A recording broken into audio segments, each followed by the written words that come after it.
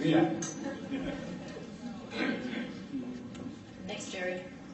Well, good evening, everybody, and Happy New Year. Happy New Year. Thanks.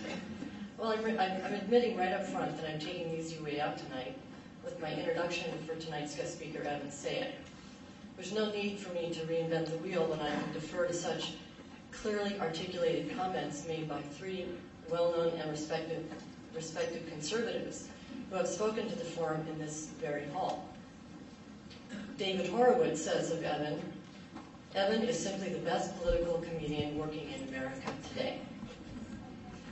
About Evan's book, The Kindergarten of Eden, How the Modern Liberal Thinks, Bill Whittle says, "Perhaps the most important book I've read in the past 10 years. And last but not least, Andrew Breitbart, describing the lecture Evan gave at the Heritage Foundation, says this, one of the 5 most important conservative speeches ever given. By the way, this talk at Heritage was the single most seen lecture in the Heritage Foundation's history. In his latest talk, again delivered to the Heritage Foundation in 2013, and the one he will be expanding on tonight, Evan talks about his unified field theory of liberalism to show how and why the mainstream media has gotten literally every major story of the modern liberal era, not just wrong, but as wrong can be, with their every mischaracterization benefiting all that is evil, failed, and wrong, while working to the detriment of all that is good, right, and successful. Evan has written and or produced in just about every medium that exists, including television, movies, and documentaries. He segued into politics after 9/11. It is worthwhile mentioning that he joins an exclusive circle of prestigious individuals, those who, I like to say, switched sides and became champions of individual freedoms, or conservatives. That circle includes David Mamet, David Horowitz, Andrew Breitbart, Milton Friedman, Thomas Sowell, and Ronald Reagan. Not bad company. Evan's career is divided almost exactly down the middle, his time split between his political humor and his more serious lectures.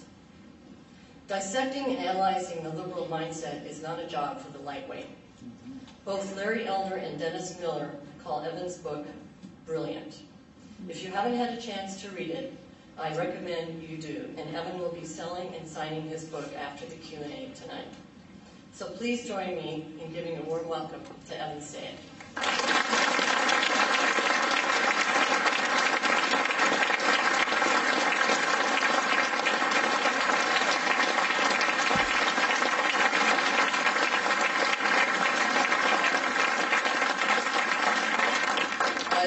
Just have to correct Rita. I don't think it's so much that we switch sides. I do believe it's that we grew up. There's this belief when you're a child in liberalism because there are no consequences to your behaviors. By definition, your parents look out for you. The school makes sure you don't get hurt, so you can have this fantasy life of being a liberal. Then you enter the real world, and most of us grow up. I think the lights are good enough for me to be over here. C-SPAN, am I okay? How cool is it that C-SPAN follows me wherever I go?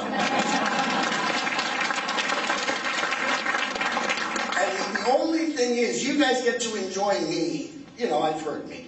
But I was really enjoying listening to Rita. Brilliant, brilliant. That's what I could have got on like that. I never quite know how to start these talks.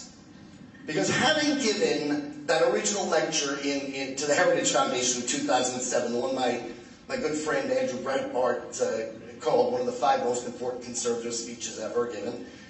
And Andrew Breitbart's story is just one more story the mainstream media has gotten not just wrong, but as wrong can be. What a good, decent man fighting for the right side, for truth. How can you be against truth? But having given this lecture that people started to call the unified field theory of liberalism, 20 different people sent me independently. Do you know what you have there? You've got the unified field theory of liberalism.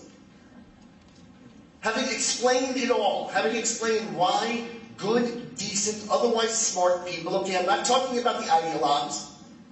We know why the Marxist sides with evil. They want to overthrow Western civilization and replace it with Marxism. We know why the Islamist sides with evil. They want to overthrow Western civilization and replace it with Sharia law. Right? My cousin is not an ideologue. He's not a Marxist. He hasn't read Das Kapital and decided, yes, that's what's best for society. Right? He's not an Islamist. He's a Jew. Right? And I'm talking about your colleagues, and I'm talking, if I mention Barack Obama, it's not Barack Obama, it's the modern liberal. It could have been Hillary Clinton. It could have been John Kerry. It's an ideology, it's a way of thinking, and that's what I explained, forgive me for it, just happens to be true, to perfection. In that. You know, what am I supposed to do? It's true. So I have two choices. I can lie and be modest. But having already explained it all, what's my next talk to be about? It seems to me I have two options. I can either give that original talk over and over and over again. How many of you have seen that original lecture? Applaud, because it's more impressive. This is what I'm going to do, just so I don't come off as I'm going to turn around and stick my fingers in my ears. I want you to tell the people who haven't seen it how great it was. Go ahead.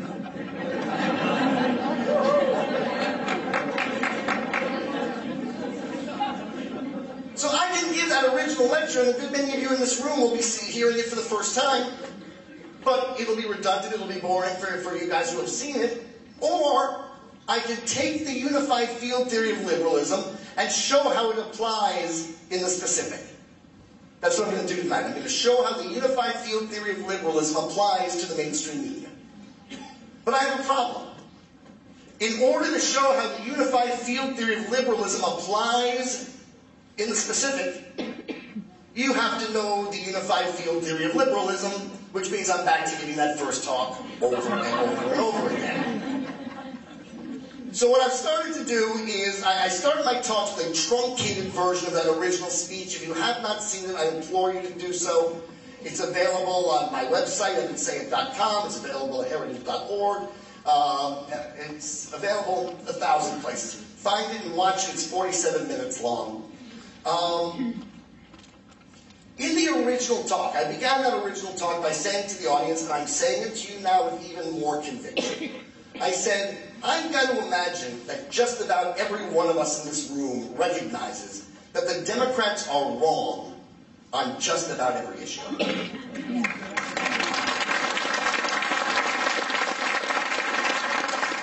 But what I said to the crowd that day is, I'm here to propose to you that it's not just about every issue. It is quite literally every issue. And it is not just wrong, it is as wrong can be. So in 2007, I said, for example, give the modern liberal a choice between Saddam Hussein and the United States. He will not only side with Saddam Hussein, but he will viciously slander good and decent Americans. In order to do so, Bush lied, people died. General betrayed us. I pointed out in 2007, give the modern liberal the choice between the vicious, mass-murdering, corrupt terrorist dictator Yasser Arafat and that tiny and wonderful democracy of Israel. He will plagiarize maps, falsify documents, and engage in one blood libel after another, as Jimmy Carter did in his despicable book, Peace, Not Apartheid.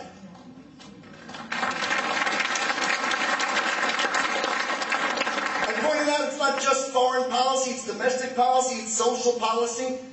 So give the modern liberal the choice between promoting childhood abstinence and childhood promiscuity.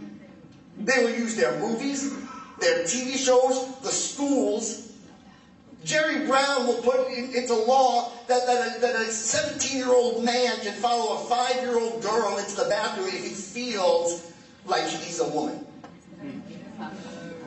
At the same time, a rather typical Democratic Party organization, NARAL, a pro-abortion group masquerading as a pro-choice organization, will hold a fundraiser they call F-Abstinence.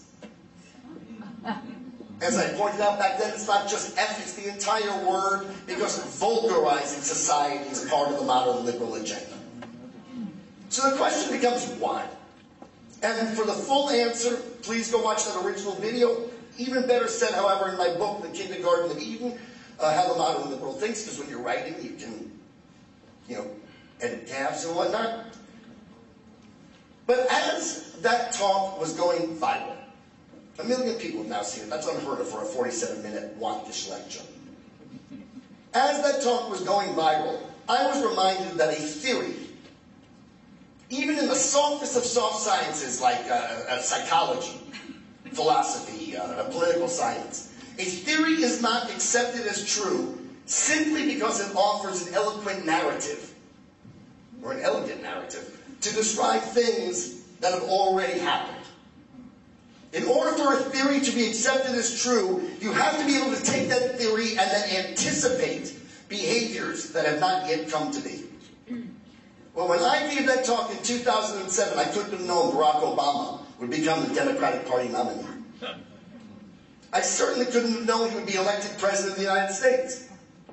Obviously, I couldn't possibly have known that as President of the United States, Barack Obama would bow down before some world leaders, but not others.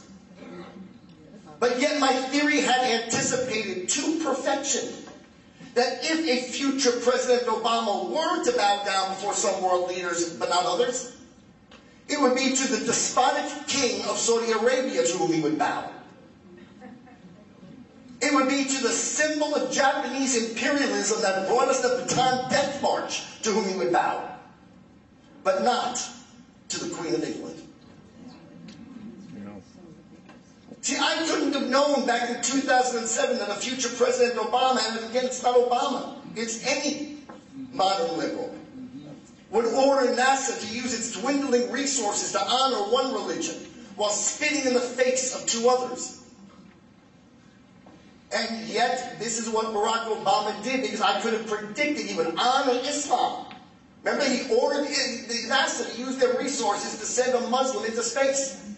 Well, at the same time, when the Jews were imperiled in Israel, he publicly snubbed the Jew, and made the peace-loving Dalai Lama exit the White House for a photo opportunity in front of the Barack Obama family trash. You see, I couldn't have known back in 2007 just who would and wouldn't give a future modern liberal president gifts. But my theory had anticipated to perfection that Barack Obama, a modern liberal, would gladly accept, an anti-American propaganda book for the socialist dictator Hugo Chavez, while unceremoniously returning a gift of a bust of Winston Churchill to our allies in Great Britain. You see, I couldn't have known back in 2007 just where revolutions would crop up across the globe during a future modern liberal presidency. But had I known, my theory anticipated to perfection that a modern liberal president would oppose the democratic uprising in Iran, support the overthrow of America's ally who had kept the peace in Egypt, Mubarak, and would call for a leftist coup to overthrow our democratic ally in Honduras.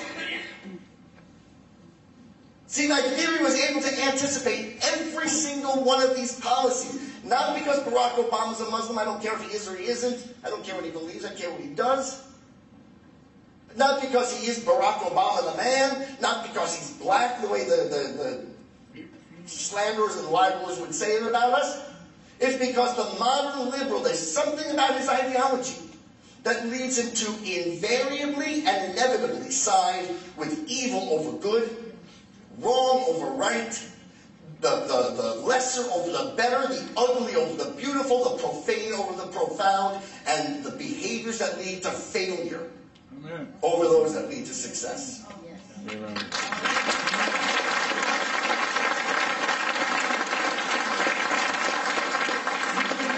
So what is that something? Again, the video, the book. But let me give you the essentials that you'll need for tonight's talk. Believe it, that's not even the talk, that's the preamble. That's why I talk so fast, there's a lot to say. the first two laws of the unified field theory of liberalism. There are 4 and 3 corollaries. The first 2 are what you need for tonight. I'm going to give it to you the way it's written in the book, and then explain it. The first law is that the modern liberal was raised to believe that indiscriminateness is a moral imperative, because its opposite is discrimination. In the 1980s, by no coincidence, when the first post-World War II generation, the children of the 60s, when they became the professors of the 80s, when they became the entertainers of the 80s, when they became the journalists of the 80s, and when they became the Democratic Party of the 80s, in the 1980s, thinking was outlawed. Amen. It was deemed a hate crime. Here's the concept behind it. Anything that you believe, anything that I believe, anything that you believe, even you, Mr. Cameraman, anything that you believe, is going to be so tainted by your personal prejudices. All right, prejudices we all have. It's part of being human. Prejudice is based on such things as the color of your skin, the nation of your ancestry, your height, your weight, your sex, and so on. Anything that you believe is going to be so tainted by your prejudices that the only way not to be a bigot is to never think at all. That's why their answer to everything is, oh, you're a racist, you're a homophobe, you're a xenophobe. Because if there's nothing to worry about, because there is no good or bad, then the only reason you could be against something is because you're a racist or a phobic. They were raised to believe that indiscriminateness is a moral imperative because its opposite is discrimination. And the second law of the unified field theory of liberalism, again, as it's written in the book, and then I'll explain, indiscriminateness of thought does not lead to indiscriminateness of beliefs. Indiscriminateness of thought leads invariably, inevitably. There is no place else it can lead but deciding with evil over good, wrong over right, ugly over beautiful, and so on. Why? Because if no religion, if no culture, if no person, if no behavior, if no form of governance, if nothing is better than anything else, then success is unjust.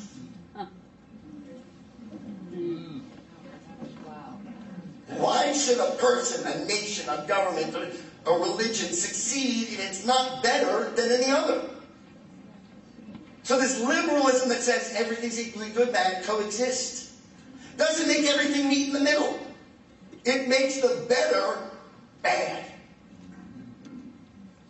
Failure, as proved by nothing other than the fact that it has failed, is proof positive that some injustice has taken place. Why should a person, a country, a nation, a business, why should it fail if it's not worse than anything else? Shouldn't. And by the same logic, just by extension, if success and failure are proof of injustice, then great success and great failure is proof of great injustice.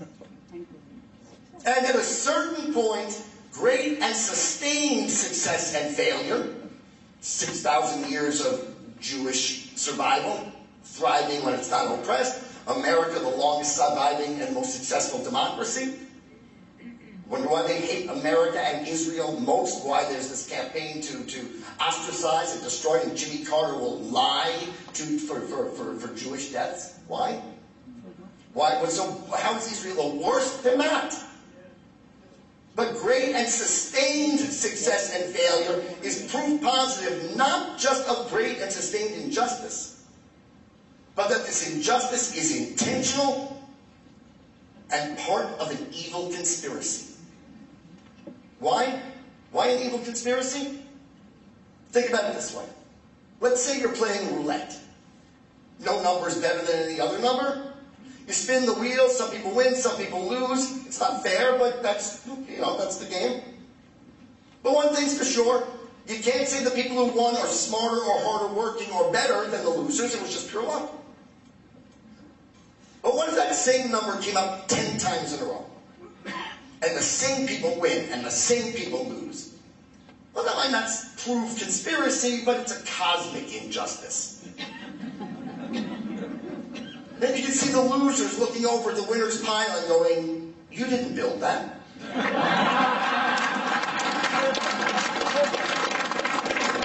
and demanding just a little income redistribution.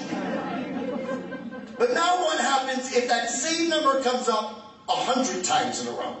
And the same people win and the same people lose. Well, if you're at a casino and that same number comes up 100 times in a row, you don't have to know how the conspiracy is done. You can sit around trying to figure it out in academia. Well, that's how they get you. That's how they get you. But the one thing you know for sure is that the game was fixed.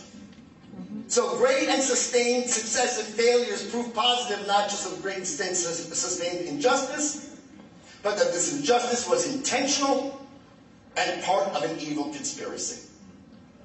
Okay, so those are the two laws that you need to know for tonight. They were raised to believe that indiscriminateness is a moral imperative because its opposite is discrimination. That indiscriminateness of thought does not lead to indiscriminateness of beliefs.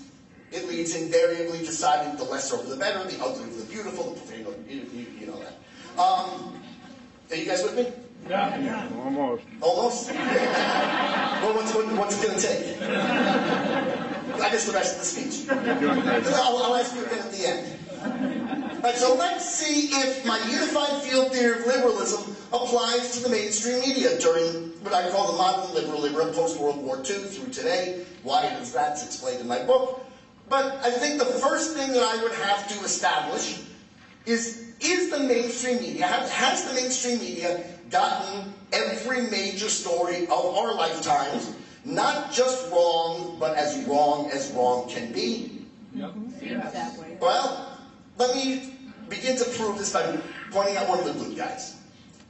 And you know what, do I get to recommend the speaker if you ever get a chance to get Brett Stevens? He's an editorial writer for the Wall Street Journal. And many years back, Brett wrote a piece that began something awfully close to this. He said, an historian, looking back at the contemporary journalism leading up to the major events of our lifetime, looking for clues in that reporting as to the major events that were about to transpire, will have found that reporting to have been mostly useless. Stevens is wrong. He's wrong in that he doesn't go anywhere near far enough. That reporting wasn't just useless, but anybody who looked for clues at the time wanting to know what might come next around the world will have been led to anticipate exactly the opposite of what then actually came to be. Guys, I want you to think of our news media as our personal intelligence agencies. Right? They're operatives in the field, reporters, sending back dispatches, articles, to provide us with information, inside information, so we can make good personal policy. Fair enough? Well, anybody who trusted the mainstream media, ABC, NBC, CBS, Time Magazine, Newsweek, the New York Times, everybody but Fox. I'm going to put Fox to the side for a moment. We will talk about Fox. But anybody who trusted the mainstream media as their source for intelligence not only got useless intelligence, they got intelligence that was diametrically opposed to the truth. So Stevens offers some examples. Many of us in this room remember how stunned we were. Stunned at the collapse of the Soviet Union. How is it we were all caught so completely unawares? I mean, after all, an empire doesn't collapse in a day, a week, a month, or a year, any more than it's built in a day, a week, a month, or a year. So how is it that we didn't know this empire was about to collapse? Because to a point, Stevens is right. The reportage, the reporting, was useless. But it was worse than useless, because as the Soviet Union was crumbling to non-existence, they were still telling us the Soviet Union was a co-equal superpower.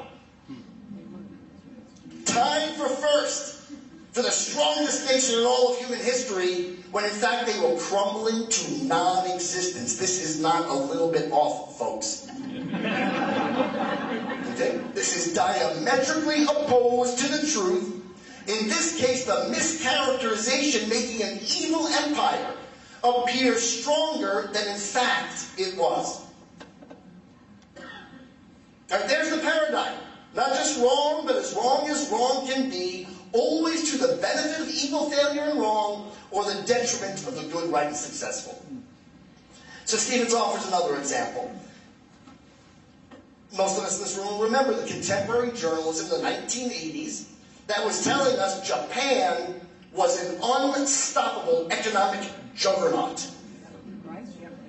This, as they were about to collapse into what is now a decades-long recession. Unstoppable economic juggernaut, decades-long recession. This is not a little bit off, folks. This is diametrically opposed to the truth. In this case, the mischaracterization making a non-Western culture appear stronger than in fact it was.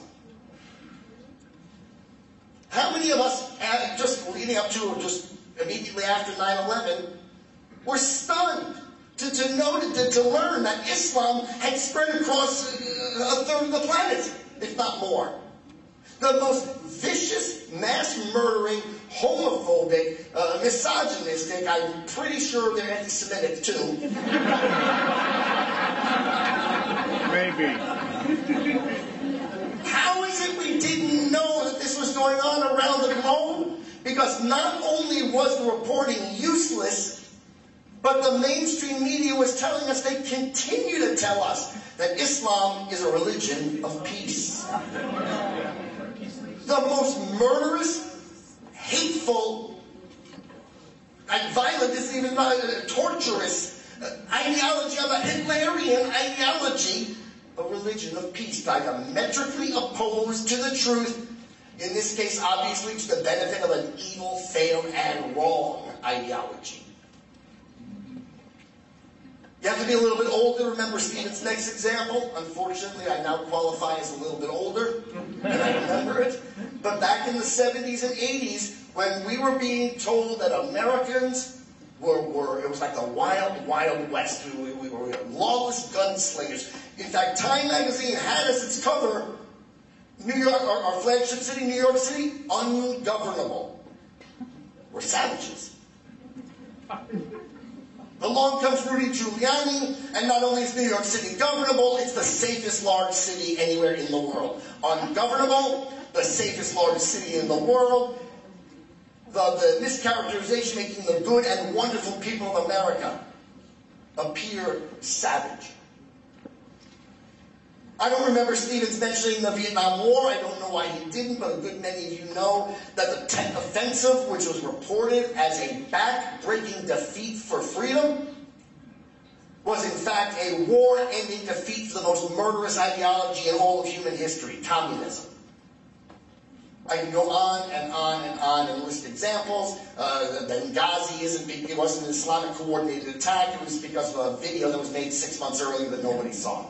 It wasn't Islam, it was our freedom of speech. Right? I'm just going to add two more and then I'm going to get to the whys. Anyone who trusted CNN as their source for intelligence leading up to the first democratic vote, lowercase d, in Iraq, was told that our mission was a failure, that the streets were chaotic, that virtually no one would go out and vote, and those who did would be mowed down by Al-Qaeda. Do you remember the pressure on President Bush at the time to postpone, perhaps indefinitely, this vote? Talk to me, I'm live. Yes. And folks at home, you don't have to talk to me. I'm not live. What in fact actually then really happened?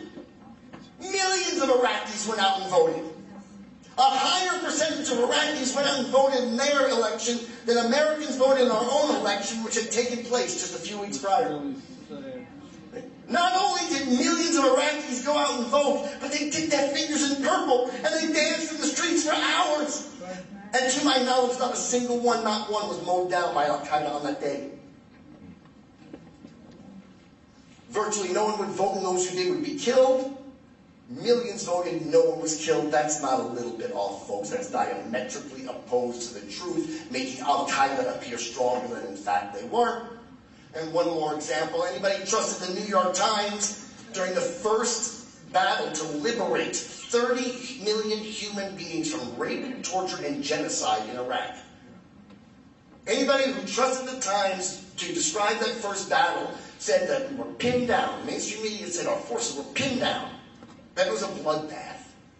In fact, the New York Times used the Q word. Anybody? Quagmire. When our forces arrived in Baghdad 3 weeks later, it was in fact the culmination of the swiftest military victory of its kind in all of human history. Never before in all of human history had that much enemy territory been traversed in so short a period of time. Quagmire, in fact, the swiftest military victory in all of human history of its kind? That's not a little bit off, folks. That's diametrically opposed to the truth in the New York Times. All to benefit a mass murdering, genocidal rapist and torturer, and to prevent us from liberating 30 million human beings. So the question becomes, why? Because I don't think there's a single one of us here who thinks that Katie Couric is an evil genius. Right? On both counts.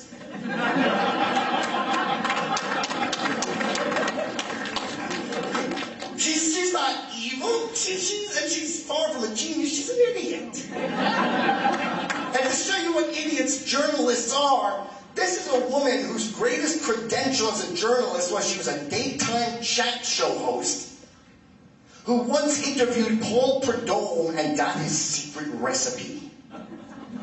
That she is then not only delivering the news, obviously they know the news is a joke.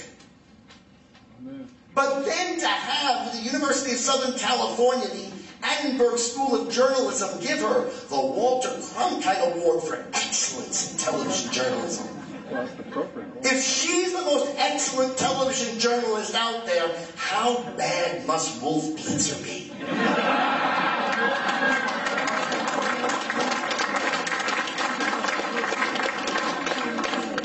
So why does she do it? Why does she take every news story that crosses her desk, flip it on its head, lie like NBC News edited the 9/11 call to try to make George Zimmerman, you know, that evil white Jew. Oh wait, he's not Jewish, he's not white, the white Hispanic. Why do they do it? What does Anderson Cooper do? Anderson Cooper's not an evil genius. On both counts. It's not evil, he's a professional cutie pie.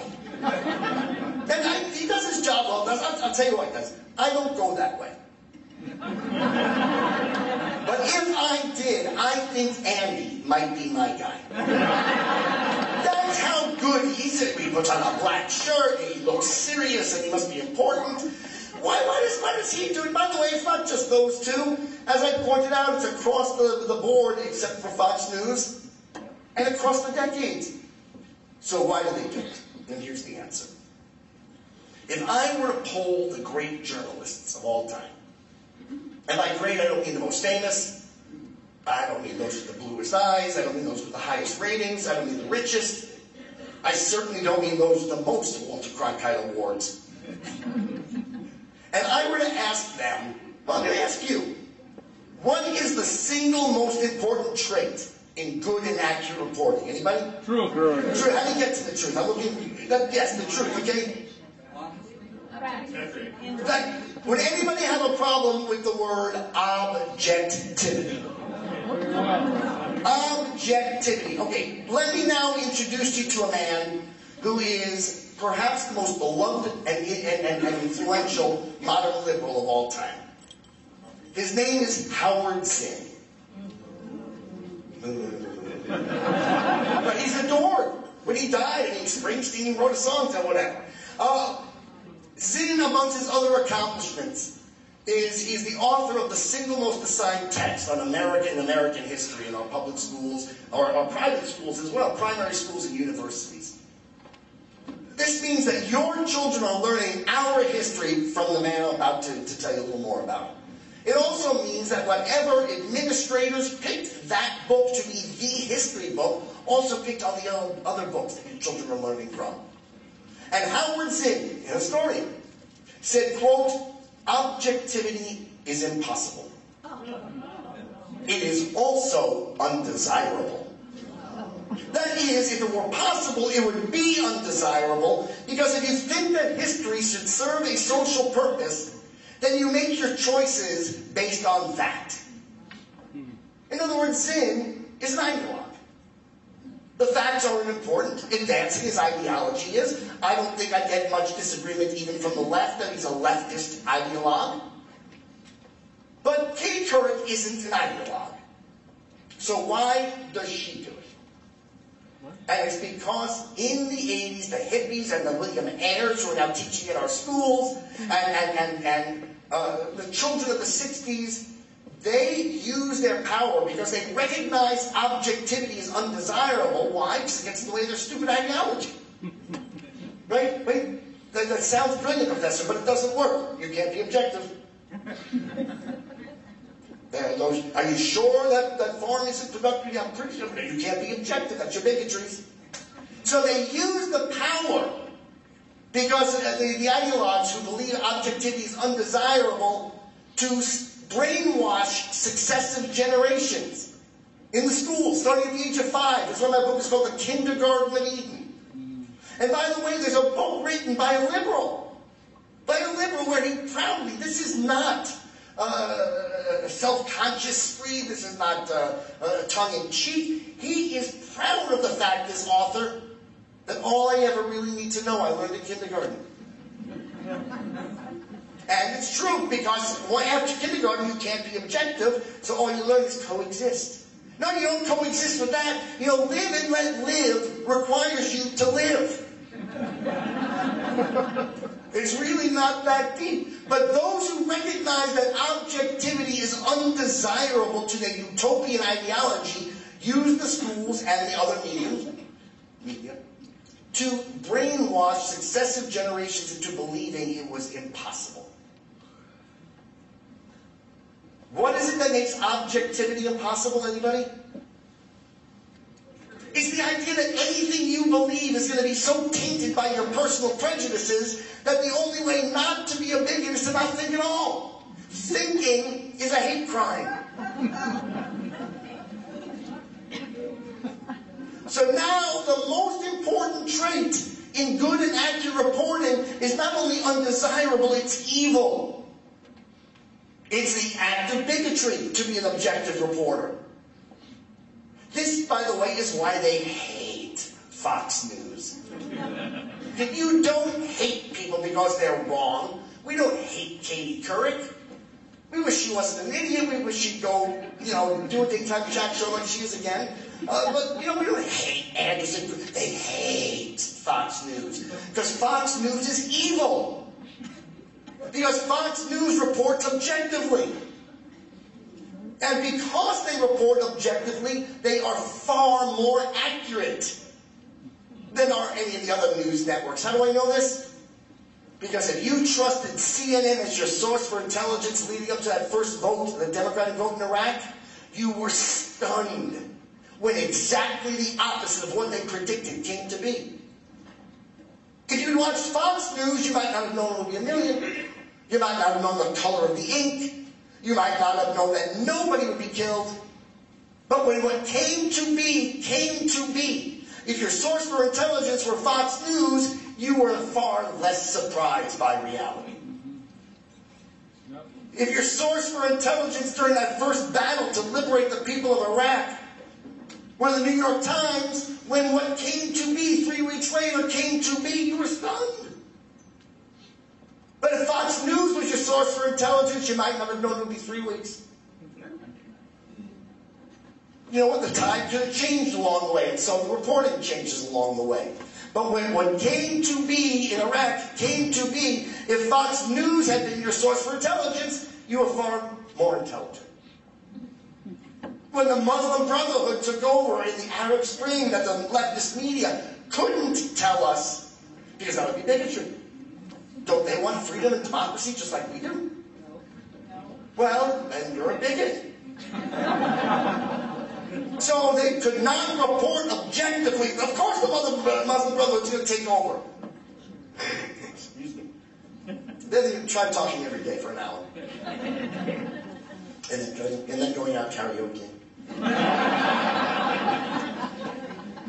So now the single most important trait in good and accurate reporting is not just undesirable, it's an act of evil to be avoided at all costs and to be reviled when seen practiced by others.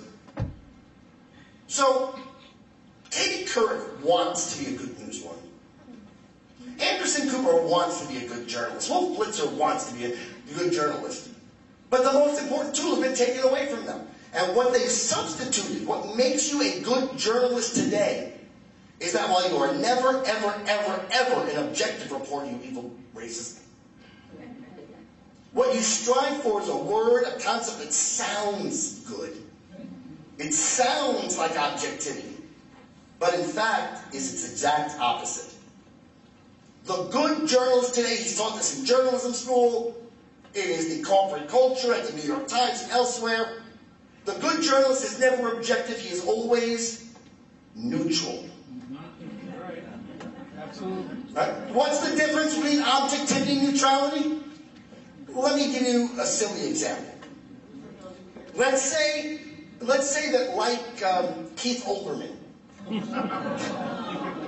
your history is as a sports reporter. Right? Your assignment last week was to cover the New York Jets San Francisco 49er game. The Jets win 87-3. It's my story. Nothing to do with what I brought. You just lost your audience. All right, you know what? Forget it. I won't make it the Niners. I'll make it the Bengals. The Cincinnati Bengals. And the Jets win 87-3. If you're an objective reporter, your article is about how the Jets are a better team. And then in the body of the article, the most salient facts are the touchdowns and the interceptions and the sacks and the rest. But how do you know? How do you know the Jets are really a better team? How do you know that you don't just think the Jets are a better team, but you grew up near an airport? And you always loved the airport. How do you know the Bengals? How do you know the Bengals are a lesser team? I mean, maybe it's just, maybe your favorite uncle was eaten by a tiger. So to make sure there is zero bias in your reporting, zero. That's why they're so arrogant about it. There's no bias in my reporting. You have to report that the Jets and the Bengals are equally good teams. But now you have a problem. Because every story you write is going to be wrong. The Jets are a better team in my story. The Bengals are a lesser team. But now the purpose of your article has to become, well, how is it these two equally good teams came to such disparate outcomes? Obviously, the Jets must have cheated. But we're not even talking a little bit of cheating. It was like 17-14. Andy said as long as sustained, that's got to be an evil conspiracy. After all, with that much cheating going on, why do the referees call all penalties? I forget it. It's a bigger conspiracy than I even thought. Because forget the referees. Why do the announcers in the booth say, hey, I just saw a holding? And who could afford a conspiracy of this size? The evil 1%ers, the club owners. And now it becomes the Thomas Friedman's job to invent the narrative. Well, of course they don't want the Bengals and the playoffs have tiny little media market. The world is flat. That's funny. See, the first time, this is sort of off subject, and I'm going to take questions and just, here's what's going to happen. You're going to give me a rousing, just ovation. Hey, maybe. Then I'll take questions. But let me just expand this too. That was a silly example, that sports. It's funny because in the entire entertainment industry, there is one aspect of that industry that is overwhelmingly conservative. They get just as rich, just as young as the rock star or the actor or the actress. They're just as beautiful in their own ways. They have posters up on people's walls just as often. They get rich at the same young age, if I didn't already say that, and filthy rich. And yet they're conservatives. Anybody know who they are? Professional athletes. Why? Because athletes do things. It's objective. They catch the ball, they drop the ball. You don't have a university professor saying, well, it was bigotry. You see, he's Muslim and the football used to be made of pigskin. It's cultural bias. No, it's funny. So actually, there's one other tiny little aspect of showbiz that is also overwhelmingly conservative. Stuntmen. Because they have to objectively know what they're doing. Right? Because if they're wrong, they get hurt. The actor only has to pretend to know what he's doing. And if you're like Alec Baldwin, you get 10 takes to do it. So, that was a silly example of sports because it was, but what if you were raised to believe, and then it was reinforced from kindergarten on, the leftists get a hold of you in your kids in kindergarten, all the way through elementary school, junior high school, college, graduate school, postgraduate school, journalism school, and then the corporate culture at the New York Times, that you're not allowed to report that any culture, any nation, any form of governance is better than any other. After all, how do you know it's not just your prejudices? You must be neutral. Well, you know what? Barack Obama was asked point blank, do you believe in American exceptionalism? He gave a very clever, very politic answer in which he said yes, and then made it very clear he meant no. What he said was, yes, I believe in American exceptionalism, just as the Greeks believe in Greek exceptionalism, and the Brits believe in British exceptionalism. In other words, it's not a belief based on anything other than the fact that he lives here. It's not our Constitution he finds exceptional.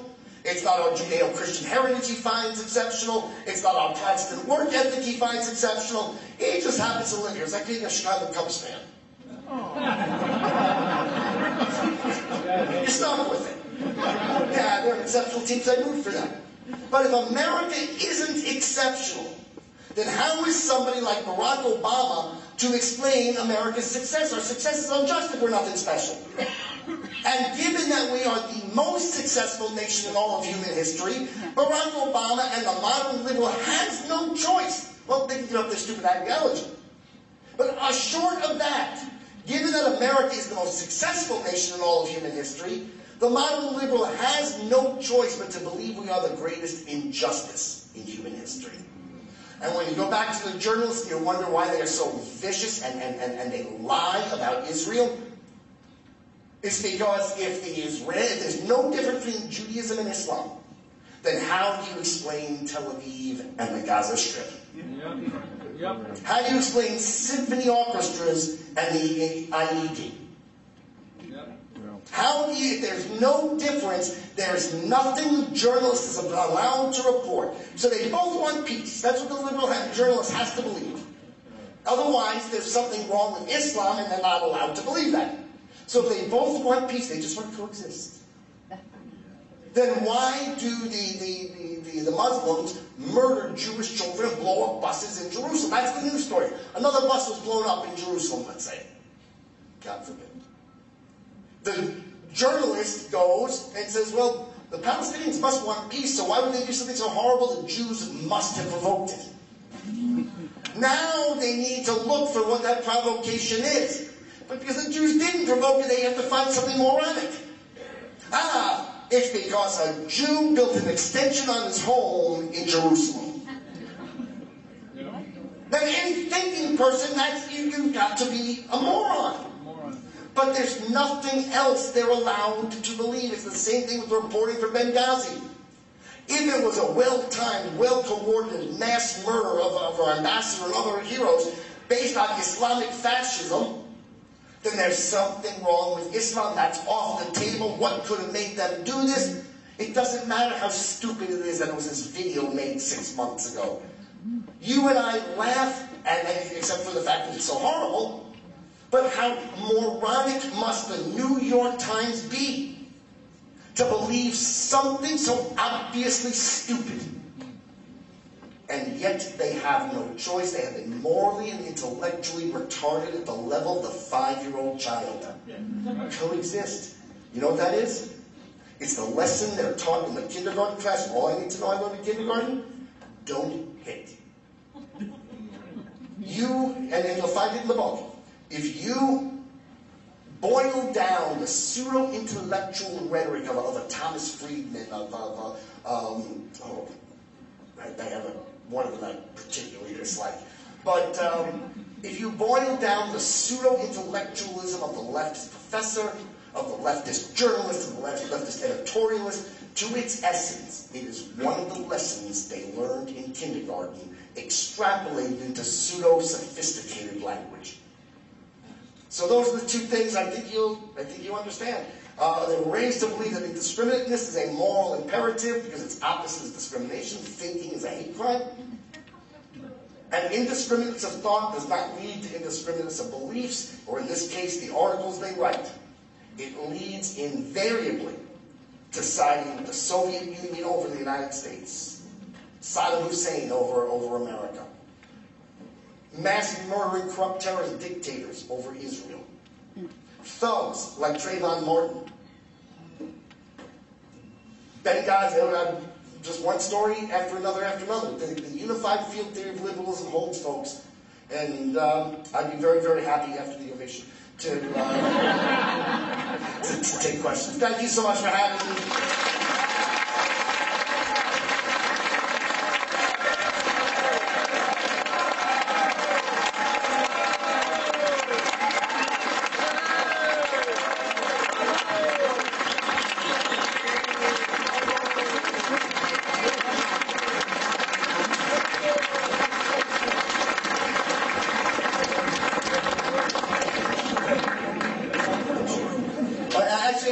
The questions have already been prepared? No? We're going to pass cards around to the audience. Okay, so but I'm looking over to you for the questions. Yes, sir. So I've got a couple to seed things while our ushers pass cards around. So if anybody in the audience who has questions, please write them down and bring them over in this direction. Where do we go from here? All right. So first question. You used the term modern liberal several times. I'm intrigued by the use of the word modern. Is this actually a new phenomenon? What's different now? Yeah. Did this type of person really not exist some decades ago? No, did everybody hear the question? No, this ideology actually has existed since Jean-Jacques Rousseau. The problem was for this ideology that it was so moronic that in the real world nobody could buy into it. But something stunning changed post-World War II, or leading up to it. It came to ahead. That's the wrong choice of words, but I don't want to get caught up on it. Think about this. From the dawn of time until just before I was born, just before many of you were born, every human being had to avoid disease, hunger, poverty, and physical pain.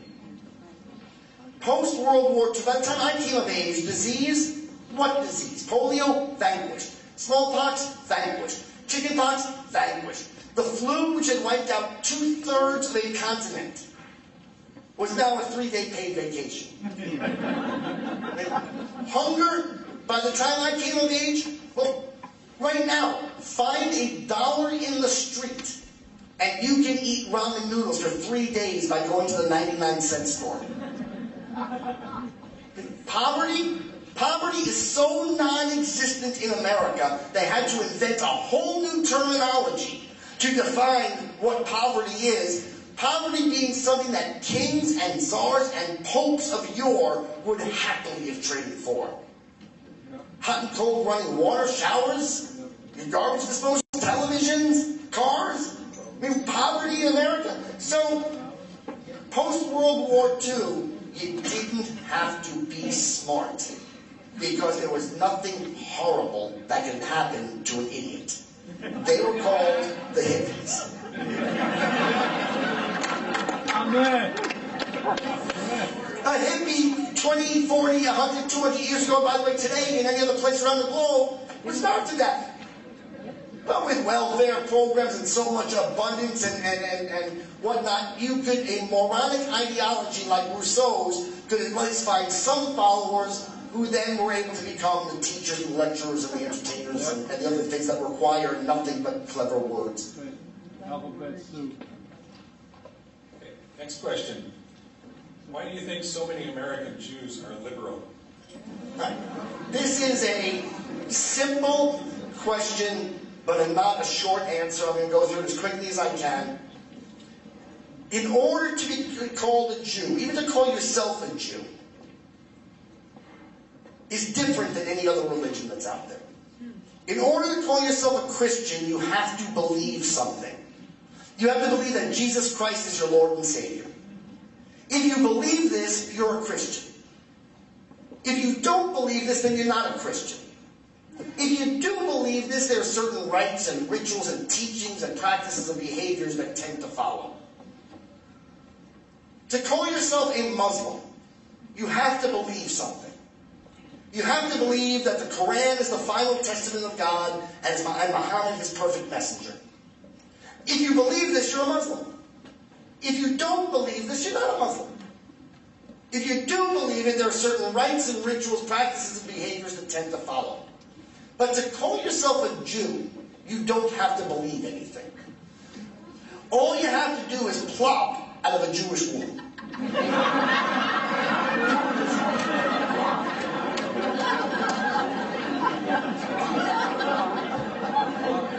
Alright, so let's call these Jews the plopping Jews.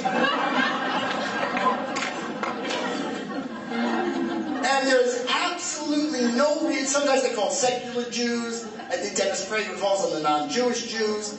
There's nothing Jewish about them except that action which was not there, which was involuntary. So why would you expect this largest section of Jews who aren't Jews to think in any way like a Jew or give about Jewish things? Then Go for it. Go for it. Keep going. Okay. Then you have your three groups of Jews who are in any way Jewish at all. You've got in ascending order of practice and belief, Reform Jews, Conservative Jews, and Orthodox Jews. The Reform Jew has done one thing. Now, in order to be a Reform Jew, there are others who do more, but in order to be a Reform Jew, you've done one thing Jewish by choice your entire life. Anybody know what it is? No, bar mitzvah was, you're still too young to make that choice. Circumcision. You got circumcision.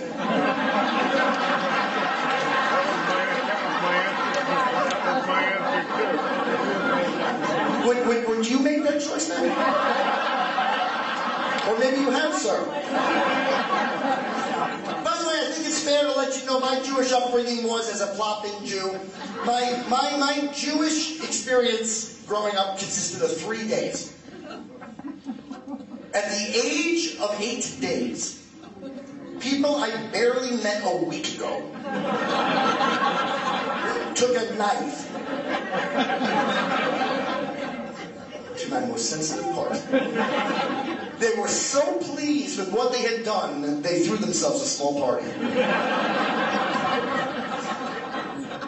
12 years and 357 days later, I said words in a language I didn't understand. They told me I was a man.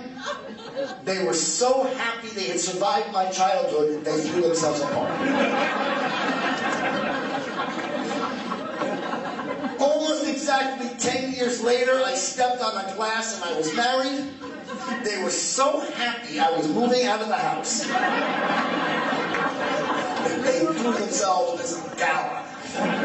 So that was my Jewish upbringing. I've actually been trying to become more Jewish because Judaism, I wouldn't be a conservative because I'm a Jew. I would learn how to be a Jew because I'm a conservative. Because there is a Jew. The one thing they do, by the way, is they join a synagogue, the Reform Jews. But they don't join a synagogue to better learn and better practice Judaism. They join a synagogue because it's the local recreation center. Right? It's cheaper than the country club. And while it's more expensive than the YMCA, they don't have to worry about getting naked in front of strangers. I can tell you exactly when a plopping Jew becomes a Reformed Jew. If he's single, it's the first time he looks in the mirror and goes, "Oi. Where am I going to find somebody who thinks Marvin Hamlish is a catch?" Right? You can't go to the country club, you got to go to where there are Jews. Is that it? Oh, no, but one more quick point about this. There is a direct line, a diagonal line, from non-Jewish Jews to a little bit Jewish Jews to conservative Jews to Orthodox Jews that reject liberalism. The Reformed Jew, the secular Jew votes Republican almost not at all. Reformed Jew just a little more, conservative Jew more. The Orthodox Jew doesn't have anything to do with the Democratic Party. Because modern liberalism is the antithesis of Judaism. The great gift of the Jews was the concept of justice. It was the first time there was a just God who expected us to attempt with our humanity to be just people. The an eye for an eye, a tooth for a tooth, so often misrepresented, is really a call for justice. It's a call for not vengeance. Quite the opposite. It was the first time that they said the punishment shall not exceed the crime. I don't care who you are. Liberals don't want justice, which is why they insert a modifier before the word. That's right, they insert a modifier. And it's something they do over and over and over again to make concepts that we support into the opposite. For example, truth matters. Okay, it's important to be correct, but not when you're a liberal. Objectivity is undesirable. So they insert the modifier politically before correct, and it becomes the opposite. How is it that Jews are not a minority, but women who are a majority are a minority? Because they insert the modifier oppressed. The Jews aren't an oppressed minority, so it has nothing to do with the word. And social justice is the opposite of justice. So the more Jewish you are by knowledge, by practice, by education, the less likely you are to vote Democrat, because Democrats despise the concept of justice.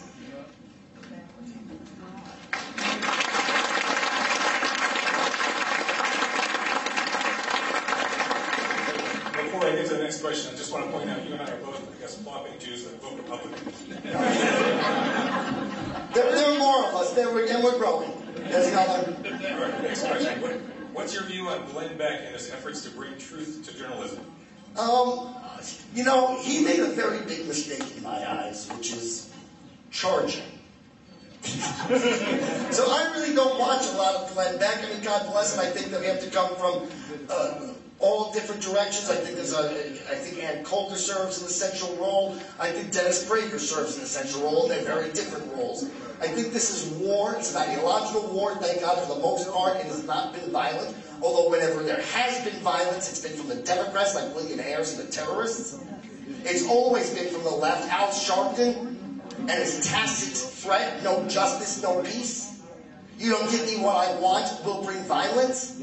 The violence has always been, at least in my lifetime, at least since the modern liberal era, which is what I study, it has always been from the left.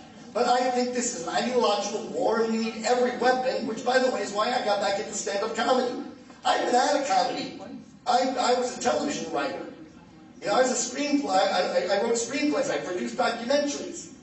But after 9/11, when I said, my liberal friends are saying we deserved these attacks, that it was the chickens coming home to roost, that we were all little Eichmanns, and I said, I've got to fight this war. And I said, what weapon is our side missing that I can bring? And I had written for Bill Maher for a number of years. I wrote Politically Incorrect when I was still a liberal. And I said, we need a Bill Maher from the right. And I said, that's what I'm going to do.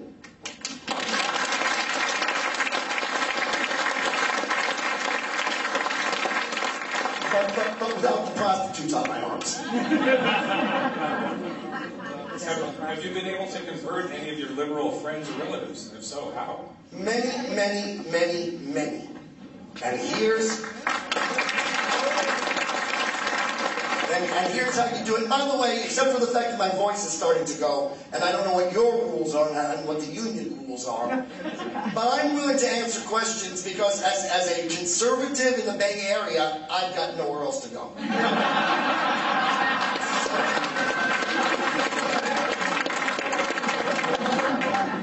I have a program that I call Adopt a Democrat. Because the good news is America is not divided in two. We're divided in three. There are those of us who get it. That right and wrong, good and evil, better and worse, ugly and beautiful exist. And we seek to conserve those things that are beautiful, that are good, that are wonderful, most especially in this room tonight, the exceptional United States of America.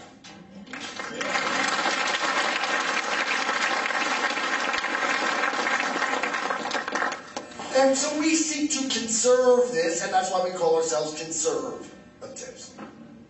All the way on the other side are people like my friend Rosie O'Donnell, about whom there is nothing you can do anything about. She's a moron. She's an idiot. She's a troubled idiot. And this is how she gets out of her anger and thinks that she's smart because other people tell her how smart she is. I'll tell you a story about Bill Maher, if I may. Remind me what I'm talking about eventually. And C-SPAN, you have enough doubt in your life? The two questions that I always get the most are why do Jews vote liberal, and I hope I gave a revealing answer to that.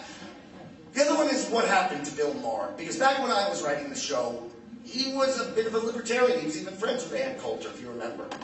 And he wasn't this sick, radical, left-wing hate job that he is now. And I told them, and I'll tell you, the answer is this. Bill Maher has not changed one whit. Bill Maher was never a libertarian. He's not a liberal. He's not a modern liberal. He's not a left-wing fanatic. Bill Maher is a sick narcissist. And a narcissist needs strangers to tell him how great he is. When we did the show out of New York City, after the show, you walk down, or take the elevator down, and you walk to where you're going. And you pass doormen, cab drivers, workers waiting for the bus, construction workers. So if you need to hear, "We love you, Bill," you have to appeal to people with jobs. When the show moved out to Los Angeles, to Hollywood, you leave the studio, you get in your car, the gate goes up, there are no doormen, there are no taxi drivers, they're waiting at the bus stop are people who probably don't even understand what you're saying because it's in English. And you keep driving until you get to your gated community.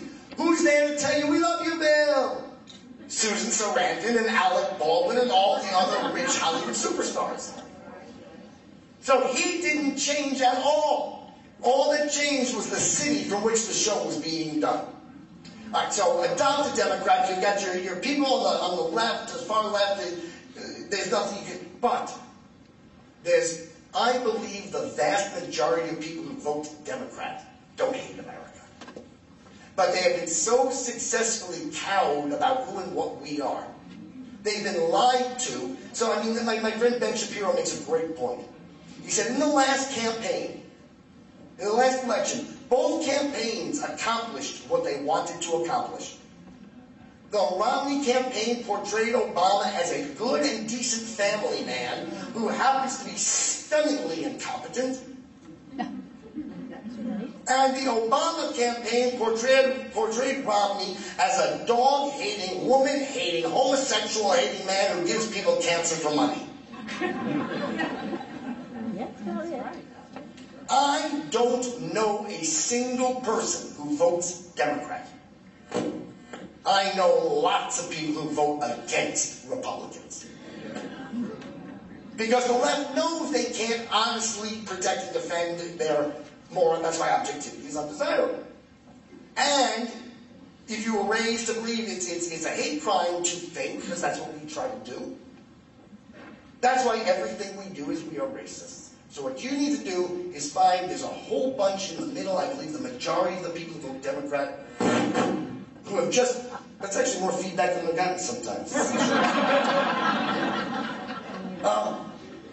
Who have never heard from a conservative what a conservative believes. Where would they have heard it? CBS or NBC? Where would they have read it? The New York Times or the Washington Post? Think about this. There are three, I know this is the wrong word, I just feel more comfortable pronouncing it this way. There are three mediums that the liberal hates. There's Fox News, there's conservative talk radio, and there's the blogosphere. The Drudge Report and Breitbart.com and Truth.org you guys should look into. Well, Fox News is only 15 years old. That means if your friends are my age, I'm 53, that means they were 38 before there was a single television news program that didn't advance leftism. If you want to tie the phenomenon of conservative talk radio to the syndication of Rush Limbaugh, that's what, 20 years ago? Okay, so I've been 33, already through all my indoctrination and education, well into my job in Hollywood, well into my family life where you don't get to pay as much attention. And so those talk radio and Fox News and the blogosphere. When did Al Gore invent the internet? It was 2004 when some people in their pajamas media, caught Dan Rather using forged documents to try to steal the 2004 election. It's the first time the liberals have been caught because of the blogosphere, which is why they hate it so much. So what you have to do is find somebody in your life who you know is not a brain-dead radical leftist. If you have one of those in your family, just love them. And I'd say talk about the weather, but then there's global warming. So.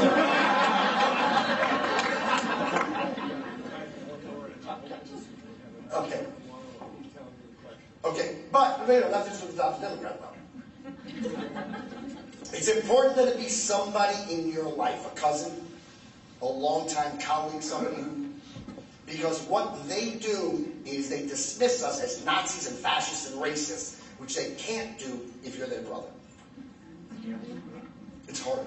It's hard. And over time, don't pick every fight, don't pick every story, don't pick every issue. Most of the time talk sports or whatever. But when they say something particularly moronic, like, that guy shouldn't have made that video, no wonder they killed the ambassador, you take the opportunity to lay out the facts. And I'm telling you, by the way, it's like adopting a child. Every once in a while, let them win. It's good for their self-esteem. You let them lead you to the front door. But I'm telling you, over time, here's what I do. I write when I write at my friend's coffee shop. And I sit outside and I put out an Ann Coulter book just to piss them off. Because she's a Nazi, she's a fascist. And over time, as we became friends at the coffee shop, it became harder for them to dismiss me as this caricature that the media portrays of us. So adopt a Democrat, and you know what? If you all change just one person, we double our numbers. I guess we can talk one more question? Yeah, that's my understanding. We've got time for one more question. How does the mainstream media get away with sustained professional malpractice? Why do people keep buying their product? Yeah. First of all, they're not. You know, the New York Times had to sell their building and then use that money to pay rent on their building. You know, ratings are dwindling everywhere but Fox. You've seen CNN? CNN's numbers are the lowest they've been in 20 years. How much longer have they been around than 20 years? They don't. But what's interesting about, and I know this from Hollywood, is money is not the primary concern. Certainly not to the owner of the New York Times, who inherited his fortune, did nothing to earn it, and he really doesn't care. He'll always have enough money. He would rather the New York Times go down in flames than tell the truth. Well, once again, thank you so much. Yeah, buy my book. Don't forget to buy my book.